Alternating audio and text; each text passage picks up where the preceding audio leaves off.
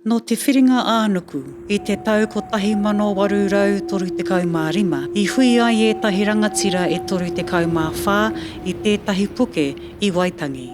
I hui rātau i runga i te whakaetanga ki te waitohu i te whakaputanga, kia whakapū mautia ai tā rātau noho hei tangata whenua. Mā rātau hoki e whakahaere te nui o ngā kainoho Pākehā e piki haere ana. Engari, nā wai i tuhi ngā kupu i hui ai ēnei rangatira. Nā Iruwera Parehongi. He pēpi noiho a Iruwera i te matenga o tōna matua i te pakanga. Ka whāngai hia ia e te rangatira nui e hongi hika. I runga i te mōhio o hongi ki ngā huringa e haere ake nei, ka mōhio ia ki te whaitake o tā Iruwera ako i ngā pukinga e ora ai ia me tōna iwi.